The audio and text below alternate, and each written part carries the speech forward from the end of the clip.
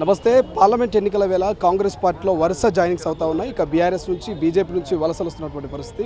So మాట్లాడదాం ప్రస్తుతం మనతో పాటు భూపాలపల్లి ఎమ్మెల్యే గండ్రా సత్యనారాయణ గారు. సార్, ఏంటి వరుసగా జాయినింగ్స్ అవుతా ఉన్నాయి పార్లమెంట్ ఎన్నికల వేళ? ఏమైనా బూస్టప్ అవుతుందా కాంగ్రెస్ పార్టీకి? ఈరోజు ఒక స్వతంత్రం తెచ్చిన పార్టీ, ఈ రాష్ట్రానికి తెలంగాణ ఇచ్చిన కాంగ్రెస్ పార్టీ, ఈ దేశం కొరకు ఇందిరాగాంధీ, రాజీవ్ గాంధీ ప్రాణత్యాగాలు చేసినటువంటి పార్టీగా తిరిగి మోడీ చెప్పినటువంటి మాటను ఈ దేశంలో రైతాంగానికి కానీ నిరుద్యోగ యువతకు కానీ ఉద్యోగావకాశాలు కల్పించడంలో పూర్తిగా వైఫల్యం చెందారు. ఈ రాష్ట్రంలో, తెలంగాణ రాష్ట్రంలో కాంగ్రెస్ పార్టీని ఏ రకంగా అధికారంలో తీసుకొచ్చారో దేశంలో కూడా ఈరోజు సోనియా గాంధీ నాయకత్వం, రాహుల్ గాంధీ నాయకత్వాన్ని ప్రజలు కోరుకుంటున్నారు. ఈరోజు మున్సిపల్ చైర్మన్లు, కార్పొరేటర్లు, కౌన్సిలర్లు, జడ్పీటీసీలు, ఎంపీటీసీలు, తాజా సర్పంచులు, మాజీ, అదేవిధంగా ఇంకా క్రియాశీల కార్యకర్తలు వందలాది మంది ఈరోజు బీఆర్ఎస్ పార్టీ నుంచి కాంగ్రెస్ పార్టీలో చేరడం జరిగింది.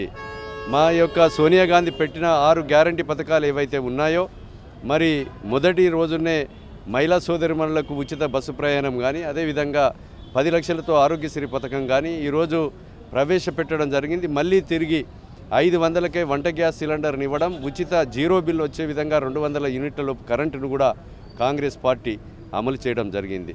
మిగులు రాష్ట్రాన్ని 16,500 కోట్ల మిగులు రాష్ట్రాన్ని 7 లక్షల కోట్ల అప్పు చేసి ఈరోజు గత పాలకులు చెప్తున్నారు మేము ఏదైతే ఆస్తులు ఉన్నాయని, 1,00,000 కోట్లు ఆస్తులు నీళ్లలో ఉన్నాయి. ఈరోజు కాళేశ్వరం ప్రాజెక్టు బంగారు పల్లెంలో పెట్టించడం కాంగ్రెస్ పార్టీకి తెలంగాణ టు కేటీఆర్ గారు వ్యాఖ్యలు చేశారు కదా, లేదా బంగారు పల్లెంలో కనిపించట్లేదా? ఈరోజు DBM 38 కానీ, DBM 18 కానీ, 16 కానీ ఈరోజు కుంగి నీళ్లు లేక రైతుల పంటలు ఎండిపోయే పరిస్థితి ఏర్పడ్డది. బంగారు పల్లెంలో వాళ్ళ కుటుంబాలు, వాళ్ళు బంగారుగా కుటుంబాలుగా ఆర్థికంగా ఇతర దేశాల్లో ఆస్తులు సంపాదించుకున్నారే తప్ప ఈరోజు తెలంగాణ రాష్ట్రాన్ని లూటీ చేయడం వల్లనే ప్రజలు విసిగి వేసారి ఈరోజు ఇంటికో ఉద్యోగమని ఖాళీగా ఉన్న రిటైర్డ్ అయిన ఉద్యోగాలు 2 లక్షల ఉద్యోగాలు నింపక, డబుల్ బెడ్రూమ్ ఇల్లు ఇవ్వక, ఈరోజు కేజీ నుంచి పీజీ వరకు ఉచిత విద్య ఇవ్వక, అదేవిధంగా నిరుద్యోగ భృతి ఇవ్వక, వాళ్ళు చెప్పిన మాట అమలు చేయకపోవడం వల్లనే ప్రజలు తగిన గుణపాఠం చెప్పారు. మేము అప్పులు తీర్చుకుంటూ ఇచ్చిన మాట అమలు చేసే విధంగా కాంగ్రెస్ పార్టీ ఈరోజు రేవంత్ రెడ్డి గారి నాయకత్వంలో, సోనియా గాంధీ, రాహుల్ గాంధీ నాయకత్వంలో కాంగ్రెస్ పార్టీని బలోపేతం చేసే విధంగా ఈరోజు తండోపతండాలుగా ప్రజాప్రతినిధులు కాంగ్రెస్ పార్టీని కాపాడుకుందాం, ఈ తెలంగాణ రాష్ట్రాన్ని అభివృద్ధి చేసుకుందాం అనేటువంటి ఆలోచనతో మరి కాంగ్రెస్ పార్టీలో చేరడం జరుగుతూ ఉంది. పార్లమెంట్ ఎన్నికల్లో కూడా 17కు 14 గెలవబోతున్నాం.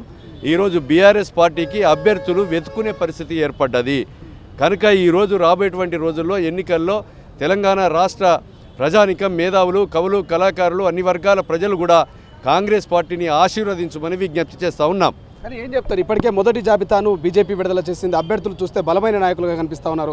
కాంగ్రెస్ పార్టీ అభ్యర్థుల జాబితాను ఎప్పుడు ప్రకటించబోతుంది? ఎట్లాంటి నాయకులు బరిలోకి దించబోతా ఉన్నారు? ఇప్పుడు ప్రజలలో బలం కావాలన్నా, లేకపోతే వాళ్ళకి ఏం బలం కావాలి? ప్రజలలో లేని వ్యక్తులను, ఏమి లేని పార్టీకి ఎవరు చేస్తారు? మాకు ఒక వరంగల్ పార్లమెంట్లో 41 మంది అభ్యర్థులుగా దరఖాస్తులు పెట్టుకున్నారు. వాళ్ళనందరినీ కూడా స్క్రీనింగ్ చేసి ప్రజల విశ్వాసం పొందినటువంటి వ్యక్తిని మేము గత కొద్ది రోజులలోనే అనౌన్స్ చేయడం జరుగుతుంది.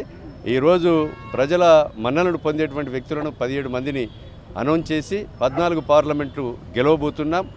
రాబోయేటువంటి రోజుల్లో ప్రధానమంత్రి రాహుల్ గాంధీని మరి తప్పకుండా రేవంత్ రెడ్డి గారు ముఖ్యమంత్రి ఏ రకంగా అయ్యారో రాహుల్ గాంధీ కూడా ఈ దేశానికి ప్రధానమంత్రి తప్పకుండా అవుతారు. మరి ప్రధాన పోటీ కేవలం మాకు బీజేపీతో ఉంటుంది బీఆర్ఎస్, అంటే కాంగ్రెస్ పార్టీ పోటీలో లేనట్ట, లేక బీఆర్ఎస్కు పోటీ ఇయ్యదని అనుకోవాలి?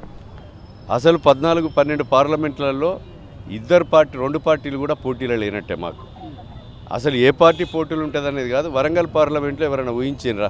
12 అసెంబ్లీలకు 10 గెలిచినాం.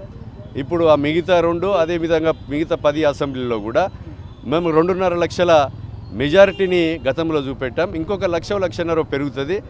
మంచి మెజారిటీతోనే వస్తాం. మా వెనుక ఎవరుంటారో వాళ్ళే నిర్ణయించుకోవాలి, కానీ మాకైతే ఇద్దరు కూడా పోటీ కాదనేది కాంగ్రెస్ పార్టీ భావిస్తుంది. ప్రధానంగా ఫైనల్గా బస్సు యాత్రకు కేసీఆర్ ఇక ప్రణాళిక సిద్ధం చేస్తున్నాడు. కరీంనగర్లో ఒక సభను పెట్టి శంకారావం పూరిస్తుంటున్నాడు. బస్సు యాత్ర ద్వారా ఏమైనా సీట్లు తగ్గే అవకాశం ఉందా కాంగ్రెస్కి? బోర్ల బొక్కల వన్న బస్సు యాత్ర చేసినా, ఇంకో యాత్ర చేసినా కేసీఆర్కు ఒకటి మిగులుతుందా? అది కూడా 0 అవుతుందా? రేపు ప్రజలు తీర్పు ఇవ్వబోతారు. అభ్యర్థులు లేరు వాళ్లకు. ఈరోజు చాలామంది మరి ఏ యాత్రలు, ఆ యాత్ర, ఈ యాత్ర, అన్ని యాత్రలు అయిపోయే అసెంబ్లీలో తీర్మానం ఇచ్చారు. రేపు రాబోయే రోజుల్లో కూడా తీర్మానం ఇవ్వడానికి సిద్ధంగా ఉన్నారు. Right, thank you so much. ఇది మొత్తం మీద పార్లమెంట్ ఎన్నికల్లో మెజారిటీ ఆఫ్ సీట్లను గెలుచుకుంటామంటూ కూడా ఇక గండ్ర సత్యనారాయణ గారు చెప్తున్నటువంటి పరిస్థితి. చూద్దాం మరి ఏం జరుగుతుంది, పార్లమెంట్ ఎన్నికల్లో ఎన్ని మెజారిటీ ఆఫ్ సీట్లను కాంగ్రెస్ పార్టీకి తెలంగాణ ప్రజలు ఇవ్వబోతున్నారు అనేది మరికొద్దులు వేల్చాల్సిందే. కెమెరా పర్సన్ అజయ్తో శ్రీశైలం, తొలి వెలుగు, హైదరాబాద్.